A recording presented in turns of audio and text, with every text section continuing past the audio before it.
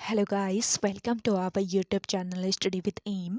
आज मैं आप सभी के लिए काफ़ी इंपॉर्टेंट वीडियो लेके आई हूँ। तो देखिए, आपके आगामी फॉरेस्ट गार्ड के एग्ज़ाम के रिगार्डिंग आप सभी को हिंदी की क्लास भी प्रोवाइड कराई जा रही है, जिसका पार्ट सेकंड आज मैं आप सभी के लिए लेके आई हूँ। तो आप सभी लोग हमारी इस क्लास में स्टार्टिंग से लेकर एंड तक बने रहें। तो चलिए आज के इस क्लास को हम स्टार्ट करते हैं। स्टार्ट करने से पहले जिन लोगों ने अभी तक हमारे YouTube channel study with M को सब्सक्राइब नहीं किया है, वो सब्सक्राइब कर लें। साथ ही साथ बगल में जो बेल आइकन दिख रहा है, इसे भी प्रेस कर लें ताकि हम कोई भी वीडियो डालते हैं तो उसका नोटिफिकेशन आपके पास जल्द से जल्द पहुंच जाए। आप सभी लोग हमारे टेलीग्राम चैनल को भी ज्वाइन कर सकते हैं। ये भी स्टडी विद एम के नाम से ही बना हुआ है और टेलीग्राम चैनल पर रात को 8 बजे क्विज का भी आयोजन किया जाता है। काफ़ी इंपॉर्टेंट क्वेश्चन आपको क्विज के रूप में दिए जा रहे हैं, तो आप कोई ज्वाइन कर सकते हैं। तो चलिए आज के इस सेशन को हम स्टार्ट करते हैं और इस सेशन का पहला क्वेश्चन है, निम्नलिखित शब्दों में से आगमन का विलोम क्या है। तो देखिए, इन शब्दों में से आगमन का विलोम बताना है। आगमन का विलोम है इनमें से प्रस्थान। ऑप्शन डी इस क्वेश्चन का करेक्ट आंसर है। नेक्स्ट क्वेश्चन देखेंगे, गिरि शब्द का पर्यायवाची शब्द नहीं है। देखिए, गिरि शब्द का पर्यायवाची नहीं है इनमें से पवन। बाकी पर्वत, अचल और भूदल ये गिरि के पर्यायवाची शब्द हैं। ऑप्शन बी यहाँ पे आपका राइट आंसर हो जाएगा। अगला देखेंगे, अपना उल्लू सीधा करना मुहावरे का अर्थ है। इंपॉर्टेंट क्वेश्चन है। तो देखिए, अपना उल्लू सीधा करना इस मुहावरे का अर्थ है अपना स्वार्थ साधना। ऑप्शन सी इस क्वेश्चन का राइट आंसर है। अगला क्वेश्चन देखेंगे, निम्नांकित में से शुद्ध वाक्य कौन सा है। तो देखिए, इनमें से शुद्ध वाक्य बताना है। तो सीता गीत गा रही है, ये आपका बिल्कुल शुद्ध वाक्य है। ऑप्शन डी इस क्वेश्चन का राइट आंसर है। अगला क्वेश्चन देखेंगे, द्रग ऊर्जत टूटा कुटुम जुरत चतुर्चित प्रीति परत गाढ़ दुर्जन हे दई नई यह रीति। उक्त पद्यांश में कौन सा अलंकार है। तो देखिए, इसमें अलंकार बताना है। तो करेक्ट आंसर हो जाएगा, इसमें है आपका असंगति अलंकार, यानी कि ऑप्शन ए इस क्वेश्चन का राइट आंसर है। और असंगति का अर्थ क्या होता है। असंगति का अर्थ है संगति न होना, अर्थात जब कारण का होना कहीं और कार्य का होना कहीं और बताया जाए तो उसे कहा जाता है असंगति अलंकार। अब देखिए, इन पंक्तियों के अगर हम अर्थ की बात करते हैं तो इन पंक्तियों का अर्थ क्या है। प्रेम की रीति अनूठी है, इसमें उलझते तो नयन है पर परिवार टूट जाते हैं, यानी कि इसमें कारण कुछ और है और कार्य कुछ और हो रहा है। तो यहाँ पे आपका हो जाएगा असंगति अलंकार। प्रेम की यह रीति नहीं है जिससे चतुर प्रेमियों के चित्त तो जुड़ जाते हैं पर दुष्टों के हृदय में गांठ पड़ जाती है। तो इसका अर्थ भी आपको जानना जरूरी है। प्रेम की रीति अनूठी है, इसमें उलझते तो नयन है पर परिवार टूट जाते हैं। प्रेम की यह रीति नहीं है, इससे चतुर प्रेमियों के चित्त तो जुड़ जाते हैं पर दुष्टों के हृदय में क्या पड़ जाती है, गांठ पड़ जाती है। तो यहाँ पे कारण कुछ और है और कार्य कुछ और हो रहा है, तो यहाँ पे आपका हो जाएगा असंगति अलंकार। अगला देखेंगे, सत्सई में कौन सा समास है। तो देखिए, सत्सई में समास है आपका द्विगु समास। अगला क्वेश्चन देखेंगे, हथियार में कौन सी संज्ञा है। तो देखिए, हथियार में आपको बताना है कौन सी संज्ञा है। करेक्ट आंसर हो जाएगा आपका जातिवाचक, यानी कि ऑप्शन सी यहाँ पे आपका राइट आंसर है। जातिवाचक संज्ञा जो है वो क्या होती है। जातिवाचक संज्ञा किसी वस्तु की पूरी जाति का बोध कराती है, जैसे कि लड़का। लड़का जो शब्द है, इससे पूरे लड़कों की क्या हो रहा है, जाति का बोध हो रहा है। तो लड़का शब्द आपका जातिवाचक संज्ञा है। इसके अलावा लड़की, पशु, नदी, ये सभी आपके जातिवाचक संज्ञा के उदाहरण हैं। अगला क्वेश्चन देखेंगे, रामचरित मानस में वक्ता श्रोता कौन है। तो देखिए, रामचरित मानस में वक्ता और श्रोता कौन है ये बताने हैं। तो यहाँ पे आपका करेक्ट आंसर हो जाएगा शिव पार्वती, काकभूषणी गरुड़, याज्ञवल्क्य भारद्वाज, सभी हैं। तो उपयुक्त सभी, ऑप्शन डी इस क्वेश्चन का राइट आंसर है। अगला क्वेश्चन देखेंगे, आकर्षण शब्द का विपर्याय है। तो देखिए, आकर्षण शब्द का विपर्याय क्या हो जाएगा, विकर्षण। ऑप्शन ए इस क्वेश्चन का राइट आंसर है। अगला क्वेश्चन देखेंगे,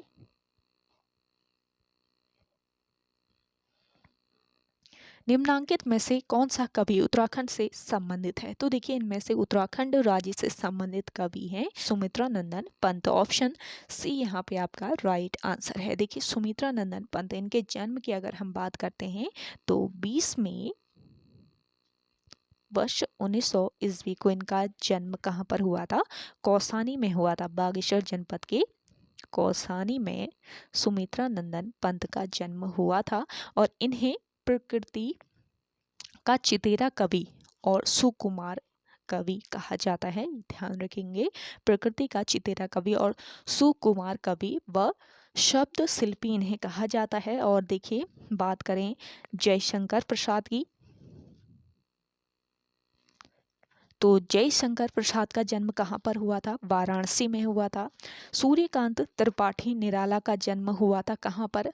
बंगाल के मेदिनीपुर जिले में हुआ था वर्ष 1899 ईस्वी में।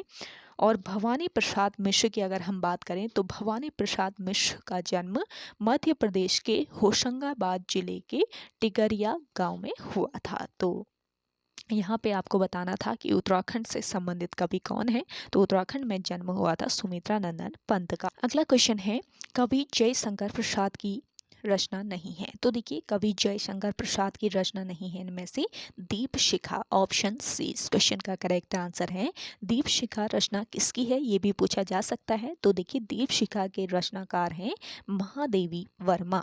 महादेवी वर्मा की रचना है दीप शिखा।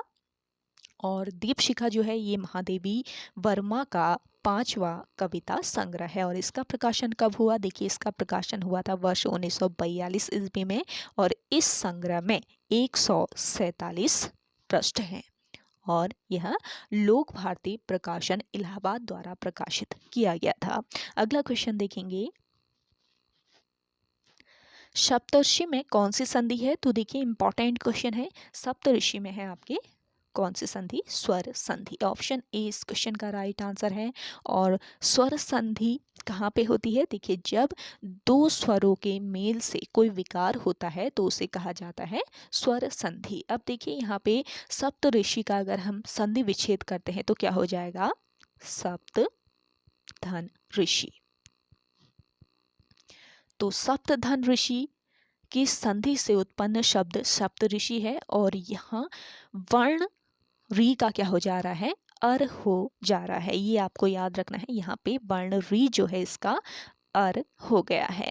तो यह स्वर संधि में भी किसका उदाहरण है ये भी पूछा जा सकता है। स्वर संधि के भी कई भेद होते हैं, स्वर संधि के भी बहुत सारे भेद हैं, जैसे कि व्यंजन संधि है, दीर्घ संधि है, गुण संधि है।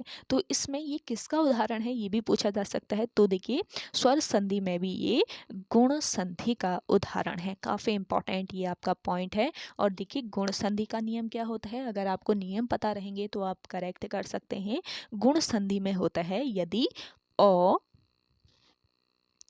आ के साथ छोटी ई और बड़ी ई का मेल होने पर क्या हो जाता है? ए हो जाता है। ये आपको याद रखना है। यदि आ के साथ छोटी ई बड़ी ई का मेल होने पर ए, छोटा ऊ और बड़ा ऊ का मेल होने पर ओ और री का मेल होने पर अर हो जाता है, तो वहां पे होती है आपकी गुण संधि। ये आपको याद रखना है। ओ आ के साथ छोटी ई बड़ी ई का मेल होने पर ए, छोटा ऊ बड़ा ऊ का मेल होने पर ओ और री का मेल होने पर अर हो जाता है, वहां पे आपकी होती है गुण संधि। ये आपको याद रखना है। तो यहाँ पे सप्तऋषि में हो जाएगी आपकी स्वर संधि। अगला देखेंगे, तत्पुरुष समास का उदाहरण है। तो देखिए समास आपके वैसे सिलेबस में नहीं है तो एक आध क्वेश्चन ऐड हुए हैं, उनको आप स्किप कर लीजिएगा। तत्पुरुष समास का उदाहरण है इनमें से, मैं बता देती हूँ आंसर, राष्ट्रपति। अगला क्वेश्चन देखेंगे, पश्चिमी हिंदी अपभ्रंश के किस रूप में विकसित हुई है? मोस्ट इंपॉर्टेंट क्वेश्चन है। तो देखिए पश्चिमी हिंदी अपभ्रंश के किस रूप में विकसित हुई है? करेक्ट आंसर हो जाएगा आपका सौरसेनी अपभ्रंश।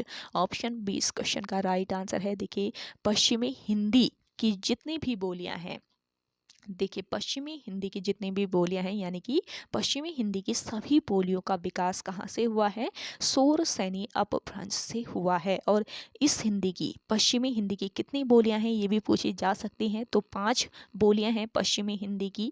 कौन कौन सी? एक तो है आपकी कौरवी, दूसरी है आपकी ब्रिज, तीसरी है आपकी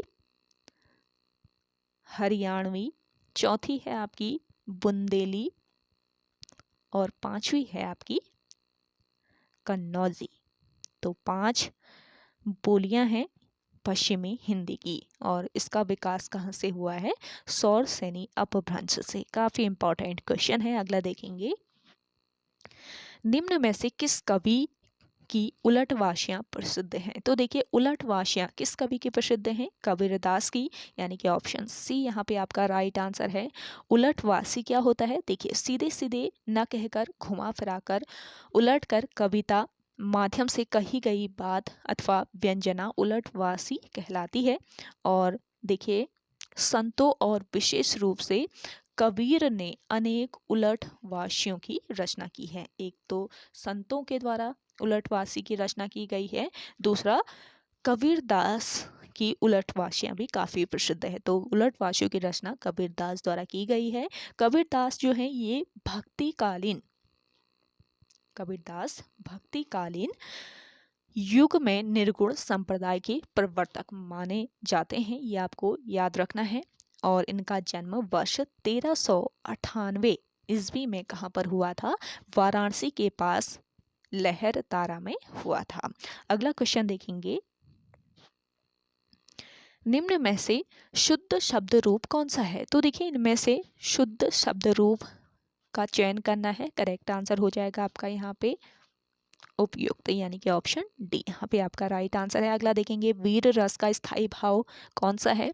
देखिए वीर रस का स्थायी भाव क्या रहता है? उत्साह, यानी कि ऑप्शन ए यहाँ पे आपका राइट आंसर है। आप सभी को ये सेशन पसंद आ रहा है तो जल्दी से लाइक कर लीजिए। जिन लोगों ने अभी भी हमारे YouTube channel study with M को सब्सक्राइब नहीं किया है वो सब्सक्राइब कर लीजिए। और आप सभी से एक छोटा सा रिक्वेस्ट कि आप सभी लोग सेशन को जरूर शेयर कीजिएगा अपने दोस्तों के साथ, अपने व्हाट्सएप ग्रुप्स में। इसी क्लास का पार्ट 1 भी आपको प्रोवाइड करा दिया गया है। जिन लोगों ने नहीं देखा है पार्ट 1 तो आप स्टडी विद एम पर विजिट करके देख सकते हैं। साथ ही साथ आप प्रैक्टिस सेट जरूर ज्वाइन कीजिए फॉरेस्ट गार्ड के एग्जाम के रिगार्डिंग। काफ़ी इंपॉर्टेंट प्रैक्टिस सेट आपको दिए जा रहे हैं। चलिए अगला क्वेश्चन देखेंगे, जिसके बिना कार्य न चल सके शब्द समूह के लिए एक शब्द है। तो देखिए जिसके बिना कार्य न चल सके, तो इस शब्द समूह के लिए एक शब्द बताना है। इस क्वेश्चन का राइट आंसर हो जाएगा आपका अपरिहार्य। अगला क्वेश्चन देखेंगे, पीपर पात सरिष मंडोला पंक्ति में कौन सा अलंकार है? तो देखिए पीपर पात सरिष मंडोला ये आपके यहाँ पे एक पंक्ति दी गई है और इसमें कौन सा अलंकार है ये बताना है। तो इसमें है आपका कौन सा अलंकार? उपमा अलंकार, यानी कि ऑप्शन डी यहाँ पे आपका राइट आंसर हो जाएगा। देखिए उपमा अलंकार कहाँ पे होता है? दो वस्तुओं को समीप रखकर सादृश्य यानी मिलता जुलता अर्थ प्रकट होना उपमा अलंकार कहलाता है।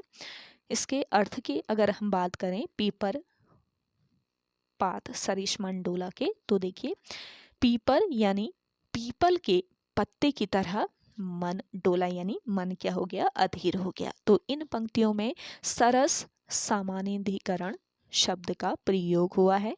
तो सरस सामान्यधिकरण शब्द के प्रयोग के कारण यहाँ पे है आपका उपमा अलंकार। और सामान्यधिकरण क्या होता है? वह संबंध जिससे किसी शब्द या वाक्यांश के तुरंत बाद आने वाले शब्द या वाक्यांश पहले वाले अर्थ को ही अधिक स्पष्ट करता है। तो वहाँ पे होता है आपका ये होता है आपका सामान्यधिकरण, ये आपको याद रखना है। अगला क्वेश्चन है आपका, निम्नांकित में शब्द रूप कौन सा है? तो देखिए इनमें से शब्द रूप बताना है। तो करेक्ट आंसर क्या हो जाएगा? करेक्ट आंसर है आपका यहाँ पर श्रृंगार, ऑप्शन इस क्वेश्चन का राइट आंसर है। तो ओके गाइस, आज के सेशन में इतना ही। आई होप आप सभी को आज का ये सेशन पसंद आया होगा। अगर आप सभी को आज का ये सेशन पसंद आता है तो इस सेशन को लाइक कीजिएगा, शेयर कीजिए। जिन लोगों ने अभी भी हमारे YouTube channel study with M को सब्सक्राइब नहीं किया है वो सब्सक्राइब कर लीजिए। कल से भी आपको हिंदी की प्रॉपर क्लासेस मिलेंगी तो आप सभी लोग इस सेशन को शेयर ज़रूर कीजिएगा और चैनल सब्सक्राइब नहीं किया है तो ज़रूर सब्सक्राइब कर लीजिए। तो चलिए मिलते हैं एक नेक्स्ट इंटरेस्टिंग वीडियोज़ के साथ, तब तक के लिए धन्यवाद।